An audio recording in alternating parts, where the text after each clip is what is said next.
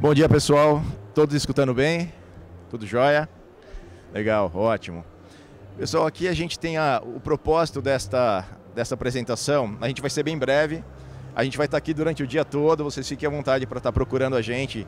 Se surgir alguma dúvida que a gente não consiga tirar aqui, que a gente não consiga esclarecer dentro do ambiente dessa apresentação. Meu nome é José Roberto Fabre, mais conhecido como Fabre.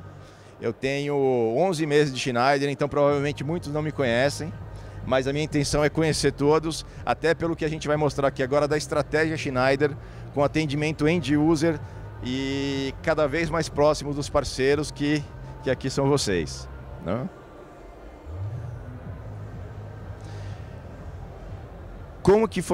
Eu vou falar de uma forma bem breve, como que era estruturado antes o modelo de atendimento a end-user. A gente tinha uma estrutura onde tinha uma gestão e era dividido em segmento eletrointensivo e segmento eletrosensitivo. Basicamente, em eletrointensivo, mineração, utilities, que seria Power and Grid, e Energy and Chemicals, que seria o óleo e gás. E o eletrosensitivo, a gente pode estar resumindo como industrial, mercado industrial. Com a ideia da Schneider, e aí a gente está falando de um piloto que está ocorrendo somente em Brasil e Estados Unidos, para ter mais foco no end-user, a gente está dividindo uma gestão para cada segmento, reportando diretamente ao nosso country-presidente, que é o Marcos Matias, que talvez vocês tenham tido a oportunidade de ouvi-lo na abertura do Summit de hoje. Basicamente, como está dividido aqui entre as pessoas. Então, nesta apresentação, está o Bruno Dyer, responsável pelo segmento de MMM, que seria mineração, minerais e metais. Eu, José Fabre, Energy and Chemicals, e o Fábio Castellini, concessionárias de energia, que é o que nós chamamos internamente como Power and Grid. Tá? Todos reportando diretamente ao Marcos Matias. Então, só para vocês terem uma ideia, quando a gente fala de foco, cada um desses líderes tem uma equipe de CANs, que eu vou estar mostrando na sequência, que daí cada um vai estar apresentando o segmento para vocês. Está focado em atendimento ao cliente. O que seria o atendimento ao cliente quando eu falo isso? É o cliente como foco do trabalho. A ideia é entender o cliente a fundo, é ter o cliente como um foco de relacionamento, entender como que é a estrutura, quais são os C-levels, quem são os decisores, quais os projetos que estão para acontecer durante o ano. E eles não estão pensando exclusivamente em que tipo de venda tem que ser feita. Se vai ser feita a venda interna, se vai ser feita via parceiro, se vai ser feito via distribuidor. Não, a ideia é atender a conta da melhor forma que o cliente precisa ser atendido naquele projeto, naquele momento. Aqui a gente consegue ter uma ideia de como que é a estrutura Schneider hoje para atendimento ao mercado end-user. Então nós temos o OEM, painel builder, distribuidores, system integrators, engenharias e EPCs. Ou seja, exatamente o que eu acabei de falar para vocês. Tem todo um ecossistema formado pela Schneider para que a gente consiga dar o melhor atendimento ao cliente de acordo com a característica de cada projeto. Todos aqui entendem como atende o cliente final e entendem as diferenças que tem para cada projeto. Projetos grandes, projetos menores, projetos com maior complexidade ou menor, enfim. São os projetos os pontos principais. E aí o que a gente apresenta aqui qual que é a ideia principal desse slide? O Key Account Manager, que são as equipes das 3 pessoas que estão aqui hoje para falar com vocês para o segmento de eletrointensivo, são os facilitadores que o dia a dia deles, a cobrança deles, o trabalho principal deles é criar relação com esses end users. É poder abrir portas e trazer o melhor modelo e trazer o melhor entendimento de como a gente fazer uma abordagem dentro do cliente. É participar da estrutura do Capture Team. O que seria nesse sentido do Capture Team? Bom, qual o seu nome? Eduardo. Eduardo, qual a empresa? Mais Soluções. A Mais Soluções ela tem uma relação muito boa com o cliente CSN. Quem eles conhecem? Ele conhece o C-Level, ele conhece a diretoria de compras, beleza. Tem esse projeto acontecendo. Quais são os decisores? Quais são os influenciadores? Bom, a Mais tem condições, não seria essa palavra. A Mais ela tem um bom relacionamento com esses 3 stakeholders. A Schneider tem com quem? Tem com mais esses três. Bom, vamos sentar e trabalhar junto e estruturar de qual a melhor forma para que a gente consiga ser ganhador desse projeto. Que com certeza os concorrentes vão estar fazendo isso também. Alguns melhores ou piores, quem estiver fazendo melhor vai ter mais chance de estar ganhando no final do processo. Agora aqui eu vou passar o microfone para o Bruno Dyer, que ele vai falar um pouco mais sobre o segmento de mineração, miners e metals. E depois no final eu volto a falar sobre o mercado de Energy and Chemicals. Todos escutam, beleza? Bom, é o que o Fábio, complementando o que o Fábio comentou, né? Importante ali para a gente é criar essa relação de confiança para a gente fazer negócio junto, né? O nosso objetivo, igual ele falou, é atender bem o cliente final. Como a gente vai atender, muitas vezes a decisão é do cliente. A gente tem que definir a estratégia ganhadora, esse é o nosso objetivo. Eu sou o Bruno Dyer, líder do segmento de Triple M, que a gente chama, que é o MMM ou Triple M, que é o mineração, minerais e metais. Por que esse segmento ele é estratégico para a Schneider? Aí, quando eu falo estratégico, não só para o Brasil, ele é um segmento estratégico globalmente falando, né? Que é um espelho da nossa diretriz lá desde a França. Os clientes de mineração normalmente estão em uma busca constante por sustentabilidade, tecnologia, digitalização e eficiência. Então vocês estão vendo que essas são as palavras, né? Todo o que dá a diretriz do evento, do Innovation Summit, são esses tópicos. Então são clientes que têm essa busca. A mineração, por si só, ela já existe um conflito grande com a questão ambiental, então a gente precisa ser eficiente e sustentável. É uma demanda muito grande agora pela parte de transformação digital, pelos metais básicos, tá? Então, veículo elétrico, renováveis, né? A gente tem vários novos minerais e o Brasil é muito rico neles. Então, quando eu falo aqui dos novos minerais, desses metais básicos, lítio, nióbio, o próprio cobre tem aumentado muito a demanda. A gente tem vários novos minerais, não é mais só minério de ferro, né? Então, tem várias plantas de pequeno, médio até grande porte nascendo no Brasil e muitas vezes, como foi o caso que a gente apresentou lá agora da Sigma Lithium, empresas de fora do Brasil, canadenses, australianas, mas o mineral está aqui, então ele precisa ser extraído aqui. São projetos multidisciplinares de requisito técnico elevado, né? Na mineração, vocês vão ver nível de curto-circuito, complexidade de sistema de automação, costuma ter um nível de exigência que não é qualquer um que atende, então a gente consegue se diferenciar de boa parte dos players de menor porte. Uma forte aderência ao portfólio, e aí é uma via de mão dupla, né? Se é um segmento estratégico, a gente também busca atender todas as demandas do segmento, a gente tem P&D focado em atender quais são os novos pilares aí da mineração. E é um segmento de mercado muito sólido em todos os continentes. Não é uma coisa só da América Latina, ou só lá da Ásia ou da Oceania. Todos os mercados têm a mineração muito forte. Bom, aqui é a estrutura do segmento hoje, né? Eu quis representar rápido, esse aqui é o time, tá? Então a gente tem aí hoje 4, 5 cantos comigo, que eu estou mudando de posição agora, então ainda estou atendendo algumas contas, mas a tendência é ter uma reposição ali na minha posição também. Então, para quem não conhece, aí o Leandro Alegrete, a Jane Patrícia, Carlos Renan e agora entrando para o time o Eduardo Gomes. Acho que muitos de vocês já conhecem, né? Boa parte dessas pessoas. Aqui está o time completo. Aí do lado eu coloquei as principais contas, né? Não vou detalhar cada uma delas, mas só para vocês terem uma visão de algumas contas estratégicas e quem está atendendo cada uma delas. A gente pode mudar aqui um pouco a estrutura, mas vai estar sempre com esse time. Fiquem à vontade aí, tá, pessoal? Para entrar tem espaço aqui na frente. Bom, então, essa é a estrutura, depois podem me procurar, eu compartilho os contatos, a gente detalha melhor quais outras contas, quais as contas a gente está atuando. Aqui tem um detalhe que a gente coloca aqui, o Carlos Renan, ele fica lá no Pará, então as regiões Norte e Nordeste, a gente tem uma pessoa lá próxima do cliente. Aqui eu coloquei também os New Investors, aqui tem um New Investors aqui, que são essas empresas que estão chegando, né? Muitas vezes a gente atua em empresas que estão começando no Brasil, ninguém conhece eles aqui. O projeto de engenharia começou lá fora e a gente já está atuando lá fora antes do projeto começar. Né? E mais uma vez o exemplo da Sigma foi um desses. Né? É um projeto que é novo, a conta não existia até 3 meses atrás. Bom, e a estrutura, falando da estrutura América Latina de uma forma geral, além desses gerentes de contas, né, que eu mostrei, que falhou aqui, são os gerentes de contas que estão aqui com o time, nós temos também pessoas de prescrição, Solution Architect para automação, para sistema de potência, o Salvador aqui que é da Process Automation, a divisão da Schneider que executa projetos, né? Então além de vender o hardware, ele executa o projeto, faz toda a parte de desenvolvimento da solução. E tem uma estrutura global também, que a gente vai ter aqui o Eloy, que é um é um responsável global pela conta Vale, eu não estou falando só de Brasil, mundo inteiro. O Sérgio Ferrari está aqui, né? Ele é o diretor do segmento para a América Latina.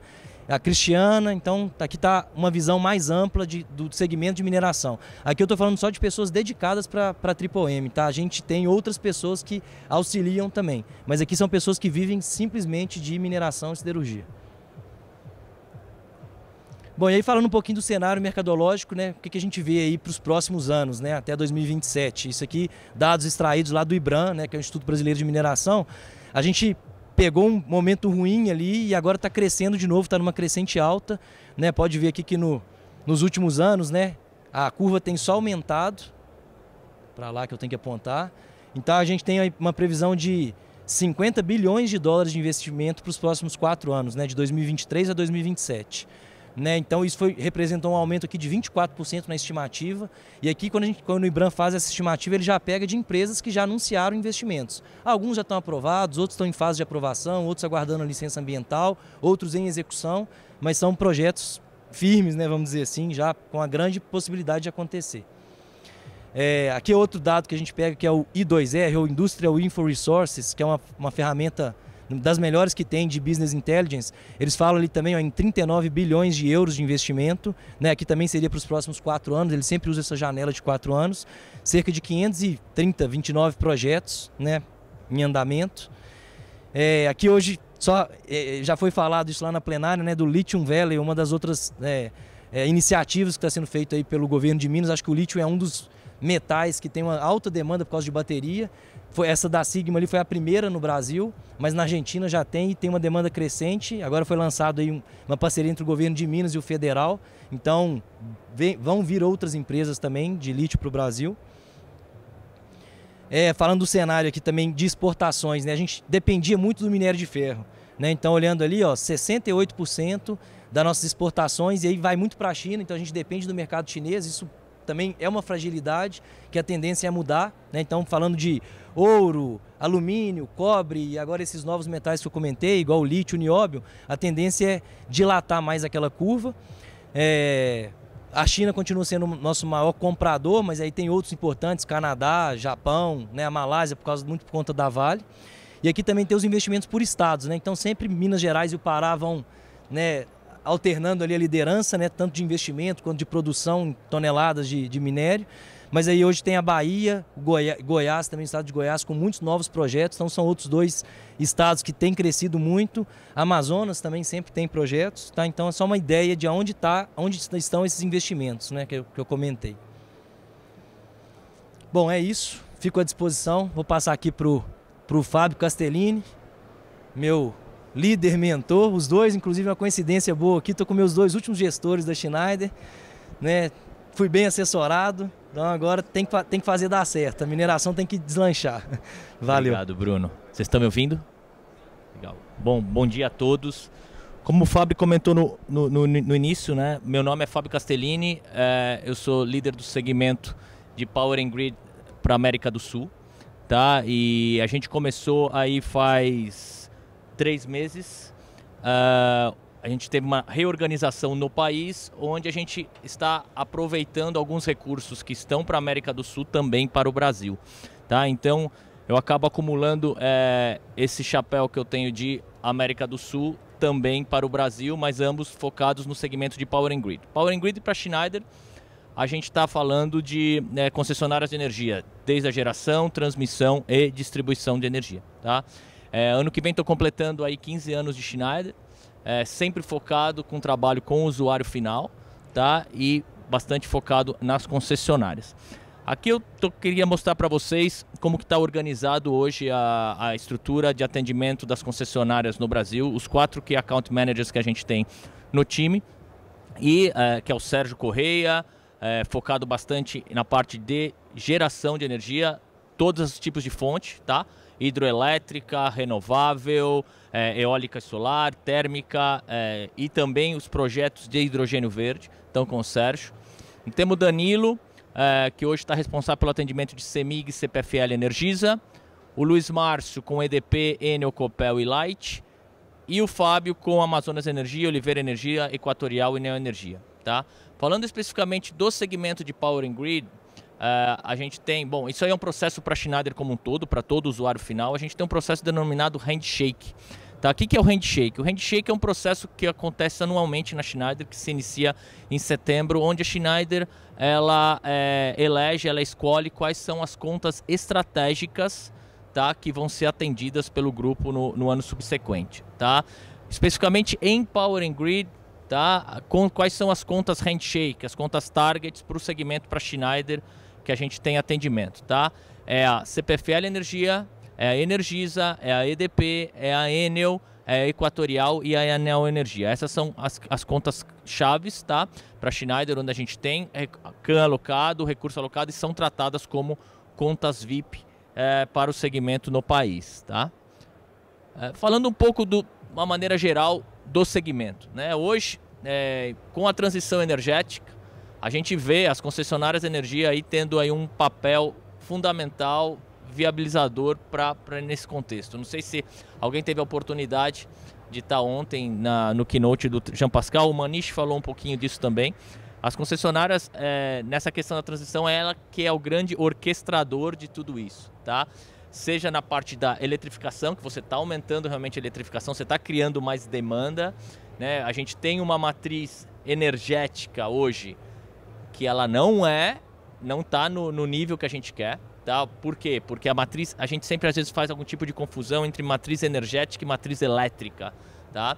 A matriz elétrica brasileira, sim, ela é excelente em termos de composição renovável. Estamos falando basicamente, se a gente considera a hidrogeração, 80% da matriz elétrica brasileira ela é renovável. No entanto, a matriz energética, a gente está ali por volta de 30% com o renovável. Ou seja, a gente tem um caminho grande que vai ser alcançado através aí da eletrificação, tá? Já indo para a parte de geração, energia descarbonizada, né? Então a gente tem uma tendência aí um caminho sem volta do aumento da geração renovável, eólica e solar. A gente vai ver um pouquinho a matriz no próximo slide.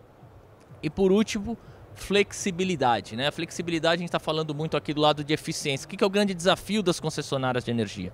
Né? Fazer a gestão de uma rede elétrica, ela está ficando cada vez mais complexa, né? A gente tem um aumento gigantesco da geração distribuída, tá? A geração distribuída aí, hoje no Brasil, ela já sobrepassou aí os 20 gigawatts, tá? Ou seja, temos mais energia distribuída que Itaipu, muito mais. Itaipu tem seus 14 gigas. Se a gente pensar há 20 anos atrás que a gente teria mais que uma Itaipu em geração distribuída, seria difícil a gente acreditar. Hoje a gente tem isso. E aí a gente começa a criar uma grande complexidade de como fazer a gestão dessa rede, né?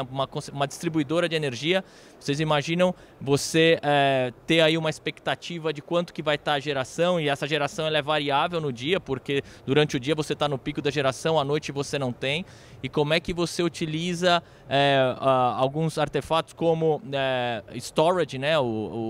As baterias para você fazer o armazenamento dessa energia e você despachar na rede no momento que você tem uma menor geração, ou utilizar essa mesma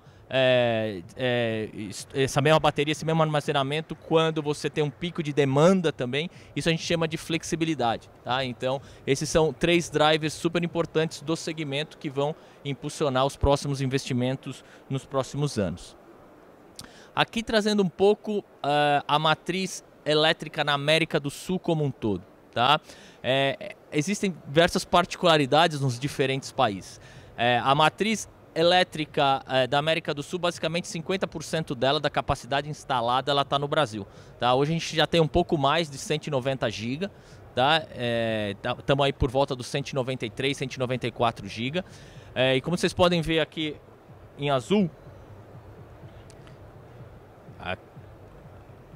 54 aqui, 50 mais fácil, 54% da matriz elétrica brasileira ela vem proveniente de hidrogeração, tá? A gente tem uma componente forte de térmica, 24%, que é importante, tá? Que é importante porque a gente viveu isso há alguns anos atrás. É importante para a estabilidade do sistema. Vivemos uma crise hídrica que foi muito grande. Se nós não tivéssemos as térmicas, realmente a gente poderia ter aí um grande problema, inclusive com apagões que a gente não teve. Existem países como o Paraguai que você tem 100% renovável, basicamente a hidrogeração, e já outros como Chile, Argentina, Bolívia e Peru, onde a térmica tem a grande relevância na matriz elétrica. Então, realmente, dentro do mesmo continente, a gente tem uma disparidade grande em termos de composição de matriz elétrica. E aqui falando só de algumas tendências, né, vamos focar mais no Brasil, tá? Como eu já comentei, energia eólica e energia solar crescendo muito, tá? É onde a eólica já está aí nos seus 25 GB. No entanto, hoje a gente está vivendo um determinado momento que por duas razões o crescimento maior ainda dessa geração renovável está nesse momento em xeque. Primeiro porque você tem um estrangulamento das redes de transmissão, tá? A gente não tem rede de transmissão suficiente para fazer o escoamento de toda essa energia renovável que está sendo injetada na rede, então espera-se um grande investimento em transmissão ainda maior nos próximos anos, tá? E o segundo que a gente tem nesse momento um excesso de oferta de energia no mercado. Então o que a gente realmente precisa fazer é criar demanda para essa energia, né? E da onde vem essa criação de demanda? Justamente do processo de eletrificação, né? Eletrificação dos processos industriais. A gente vai ter uma das maiores disrupções no mercado que a gente vai ver nos próximos anos, que é o incremento dos veículos elétricos. Isso certamente terá um impacto gigantesco na gestão da rede também, tá? E por outro lado, é a demanda que a gente precisa para o consumo dessa energia. Então, através disso, voltam realmente os investimentos. E por último, é a abertura total do mercado. O mercado que a gente chama de mercado livre, ou seja, onde o cliente não necessariamente tem que comprar energia daquela concessionária, né? Espera-se, inclusive, uma progressão desse mercado livre até o pico dele em 2028, onde todos nós, consumidores residenciais, vamos ter a liberdade de escolher de que concessionária eu vou querer comprar minha energia, né? Vai funcionar mais ou menos como a gente tem hoje nosso serviço de TV por assinatura, né? Que eu escolho, quero comprar de X, de Y, de Z, a energia vai ser da mesma forma. Posso escolher de comprar da Enel, da CPFL, da Light, enfim, a gente vai ter essa liberdade que a gente chama de abertura de mercado. Qualquer geradora. Eu vou poder vender para o Fábio a minha energia que eu estou gerando no meu painel solar. Tá? Então é tudo isso que traz uma expectativa importante do que vem aí do segmento. Tá bom? Fico à disposição, me busquem, estou ali, sou hoje líder da área de Grids of the Future, fico à disposição para conversar com vocês depois. Tá bom? Obrigado.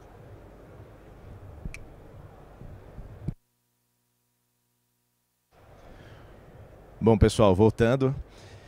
Como eu tinha comentado no início, eu sou responsável pelo segmento de Energy and Chemicals, o antigo, mais conhecido, não antigo, mais conhecido como óleo e gás, agora Energy and Chemicals. Por quê? Porque a gente tem muito a vertente de energia dentro do mercado de químicos, dos petroquímicos. Hoje a ideia não é somente fazer a extração, refino, a gente está falando de gerar energia, a gente está falando de redução de carbono, a gente está falando de utilização de metodologias mais sustentáveis. A gente está falando hoje que, a gente até estava brincando no início, que Energy and Chemicals pode ser que vire um segmento de fornecimento de energia, como é o Power and Grid que o Castellini acabou de comentar. Bom, essa é a estrutura da equipe, tá? Então eu estou como líder do segmento de Energy and Chemicals, tenho 3 CANs na equipe responsáveis por esse atendimento. Hoje, como a gente está dividido? Daniel Grando, ele é o responsável mais pelo segmento químico, quando a gente fala das indústrias químicas em si. Eu vou pular a Simone para vocês entenderem qual é a ideia. O Marcos Martins, ele é responsável pelo grupo Petrobras, e toda a outra parte, toda a petroquímica, que eu vou mostrar na sequência de upstream, midstream e downstream, que não estão relacionados à Petrobras, eu tenho a Simone para esse atendimento. O Grando, infelizmente, não está no evento, mas a Simone e o Marcos estão aqui e a gente vai estar o dia inteiro aqui também para poder estar tirando dúvidas e conversando com vocês. Fora essa estrutura que eu coloquei dos CANs que a gente está falando no Brasil, a gente tem o Vitor Santana, que ele é muito similar ao que o Bruno Daer apresentou no início, que tem o Eloy para Vale. Então o Vitor, ele é responsável pela Petrobras Global, tá? Trabalha muito em conjunto com o Marco Antônio Martins, mais conhecido como Marquinho. E nós temos uma líder de segmento SAM, que aí a gente está falando América do Sul, que é a Carolina Caldeirão, que também está aqui no evento e a gente vai estar aí o dia inteiro, a gente pode estar conversando. Qual que é a ideia? Vocês falam, putz, tudo isso aí, o Castellini acabou de falar de handshake, são contas estratégicas para a Schneider. Tudo isso é conta estratégica para a Schneider? Quando a gente fala de Energy Chemicals, como a gente está pensando? Eu tenho algumas contas que são contas estratégicas, mas principalmente nesse segmento eu preciso muito da ajuda de todos. Vocês, parceiros e Schneider. Muito dessas contas aqui, elas são atendidas via parceiro. Então, eu tenho algumas contas que são estratégicas Schneider, mas isso não significa que eu tenho que atender direto, isso não define a forma de atendimento. Mas muitas dessas contas, eu preciso de vocês para a gente estar fazendo um trabalho de tirar, não de tirar, mas de mudar aquele nosso gráfico de pizza de grande relevância só da Petrobras no processo. Eu quero aumentar a fatia do todo outro mercado dentro do Energy Chemicals. Eu não quero reduzir Petrobras, mas eu quero aumentar as outras, entendeu? E eu vou precisar muito da ajuda de vocês. Então aqui quando a gente está falando, para esses segmentos, quando vocês precisarem de algum apoio, são essas 3 pessoas. Dentro dessas 3 pessoas e dessas contas que estão aqui, tem algumas que a gente tem mais relacionamento, outras menos, e a gente precisa trabalhar junto para a gente crescer esse mercado como Schneider. Como um ecossistema Schneider. Basicamente, a estrutura do segmento foi o que o Bruno Edar falou. Isso aqui é parecido com o slide anterior, porém aqui a gente coloca como que está a estrutura fora vendas. Então nós temos aqui a estrutura de vendas, os CANs, nós temos a estrutura dos líderes de segmento e do Vitor Santana, que é o Global Petrobras, mas a gente também tem a área Júlio Takai e Roberto Pompeu, que são os responsáveis quando a gente fala de Power Automation no mercado de Energy Chemicals, e a gente fala da área de Service, que não está diretamente não está diretamente ligada à minha estrutura de Energy Chemicals, mas eu tenho essas pessoas aqui regionalizadas para esses segmentos, e tem uma Sal, que ele é o Design Firms, que é um cara que vocês imaginem para a gente fazer um trabalho junto de prescrição junto ao cliente. Então, estamos junto no cliente, identificamos a oportunidade, a gente está fazendo um trabalho dentro daquele cliente, daquele projeto, vamos levar uma Sal para a gente ver se consegue achar alguma alternativa diferente do que o cliente, da vertente que o cliente está seguindo, que possa dar algum benefício, que possa dar alguma vantagem competitiva para a gente. Tá? Obviamente vocês também têm essa estrutura dentro de casa, mas acho que quanto mais gente a gente colocar para poder estar trabalhando junto, mais assertivos nós vamos ser no final do processo. Isso aqui é mais ou menos, apresenta a divisão que eu mostrei anteriormente dos CANs. Então, upstream, quando a gente fala ali, é basicamente a extração, a exploração do petróleo. A gente está falando das plataformas, a gente está falando da extração do petróleo. Midstream, aí a gente está falando são temas que, se vocês procurarem na mídia, vocês vão ver que é um pouco divergente em alguns conceitos, mas a ideia principal é, midstream você faz o refinamento e você faz o transporte do produto refinado. E no downstream você está fazendo a distribuição. Então, quando a gente fala de downstream, imagine o posto de gasolina, você abastecendo o carro. São as definições principais do segmento de óleo e gás, Energy Chemicals. Pensando em tendências, e aqui muito ligado a todo evento, o que a gente vem falando muito da questão renovável, a questão de investimento, para onde está indo esse mercado. Não diferente dos outros, é um mercado que está indo para a ideia de redução de carbono, melhor eficiência no processo, muito forte nos estudos dos tipos de hidrogênio verde, hidrogênio cinza, hidrogênio azul, que é realmente, hoje, para o Brasil, um pouco complexo, porque tem uma série de fatores variáveis a serem considerados, como transporte, armazenamento, mas que fora do Brasil já é muito forte essa vertente. Ou seja, é só uma questão de tempo chegar para o Brasil. A gente vai chegar lá. É que hoje não é a prioridade, vamos dizer, de todos os itens que a gente tem que ter de investimento no Brasil. Hoje o principal ponto, a gente está falando que 20% da emissão de carbono está a gente fala que este mercado está fazendo um caminho, ele está transferindo talvez para um mercado de geração de energia, um mercado que vai estar mais voltado para energia do que para o mercado de fornecimento de combustível. Era isso que eu tinha para falar de Energy Chemicals, mas eu queria fechar essa nossa conversa com um ponto muito importante, aproveitando o gancho que o Bruno Dyer colocou. A gente está totalmente disposto e a gente precisa criar esse elo de confiança entre a gente. A gente precisa trabalhar junto. Quanto mais cedo a gente trabalhar junto nos projetos, mais assertivos a gente vai ser no final do processo. Mais projetos a gente vai ganhar. Se a gente entrar no final, se a gente descobrir no final que quem está trabalhando, aí a gente está trabalhando também, a gente está tendo desgastes, a gente está tendo duas forças de trabalho que poderiam estar somadas. Então é muito importante, tanto a gente trabalhar com vocês desde o início, quanto vocês trazerem para a gente as informações desde o início também, via CAN. Como eu falei, o CAN não é um vendedor, o CAN ele é um facilitador, ele é um cara estratégico dentro das contas. Então, quanto mais cedo a gente souber e quanto mais cedo vocês souberem dos projetos, mais cedo a gente trabalha junto e mais cedo a gente estrutura uma estratégia ganhadora do projeto que a gente vai estar trabalhando. Muito obrigado pela atenção de vocês, obrigado, aproveitem o evento, espero que tenha sido produtiva essa conversa e que seja ainda mais o dia para vocês aqui no evento. Obrigado. Valeu, pessoal, obrigado a todos.